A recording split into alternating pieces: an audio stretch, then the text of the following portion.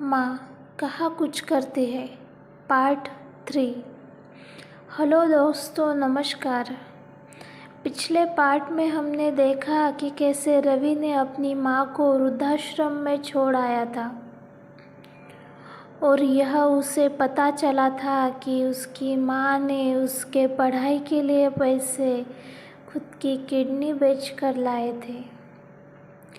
जैसे ही ये बात उसे पता चली वो बहुत दुखी हो गया। उसे अपने किए पर शर्म आ रही थी। उस ढाबे के मालिक ने उसे बताया कि कैसे उसकी माँ उसे लेकर भटक रही थी और उसे बड़ा करने के लिए उसने कितना संघर्ष किया है। अगर वो इतना मेहनत नहीं करती तो रवि पढ़ भी नहीं पाता और न ही उसकी लाइफ इतनी अच्छी हो पाती। अब रवि को लग रहा था कि उसे तो उसके माँ का शुक्रगुजार होना चाहिए कि उसने उसे इतना काबिल बनाया। रोते रोते उसे अचानक से याद आया कि उसने देखा तक नहीं था कि उसकी माँ वहाँ किस हालत में है, क्या वो ठीक भी है या नहीं। अब उसे कुछ भी समझ नहीं आ रहा था। उसके जैसे तैसे खुद को संभाला और घर से निकल पड़ा।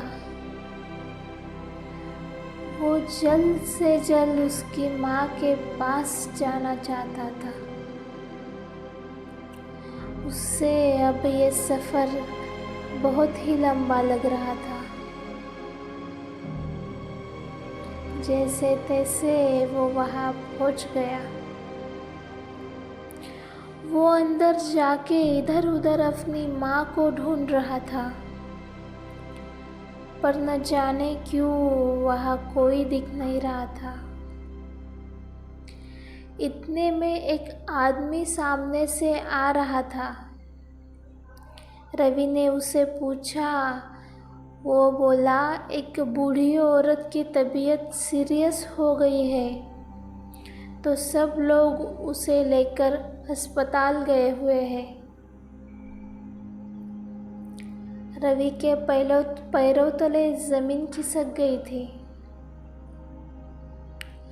वो खुद को संभालते संभालते बाहर आया और हॉस्पिटल चला गया। वहाँ जाके पूछताछ करके पीछे देखा तो उसके ठीक सामने उसकी माँ चल के आ रही थी। वो बीमार बूढ़ी औरत कोई और ही थी। वो भाग के जाके उसके गले लगा, बहुत रोया और माफ़ी भी मांगी। पर माँ तो माँ होती है ना, उसे कभी भी अपने बेटे पर शिकायत नहीं होती, गुस्सा नहीं आता। वे दोनों घर के लिए निकल गए। रवि को नहीं पता था कि इस बात पर जया क्या रिएक्ट करने वाली थी, पर उसने ये तो तय कर लिया था कि अब उसकी माँ उसके साथ ही रहेगी। घर आ गया और वो माँ को लेकर अंदर आने लगा।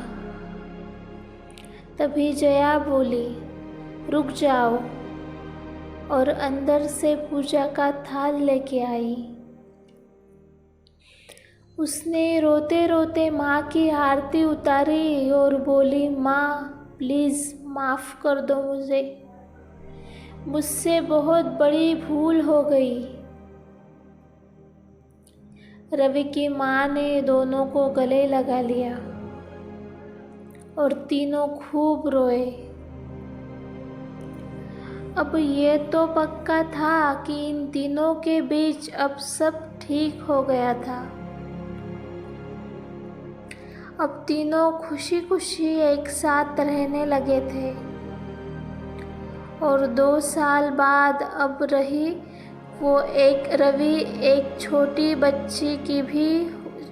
की एक छोटी बच्ची भी हो गई थी। रवि की बच्ची उसके जिंदगी की तीसरी खास औरत थी। रवि अब उन तीनों के साथ बहुत खुश था। उसने जैसे सपने देखे थे अपनी लाइफ को लेकर, वो बिल्कुल वही लाइफ जी रहा था। अब रवि, जया, उनकी माँ और बच्ची चारों छुट्टी के दिन वृद्धाश्रम जाया करते थे और वहाँ के बूढ़े लोगों के साथ समय बिताते थे। उन्हें अच्छे अच्छे गिफ्ट्स देते थे और इसी बहाने जया और रवि अपने जीवन को एक नई राह दिखाई थी।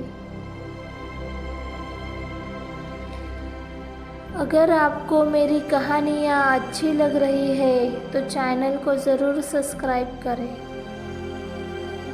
इसी के साथ मैं लेती हूँ विदा और मिलेंगे एक और नई कहानी के साथ। तब तक के लिए please like, share and subscribe करें।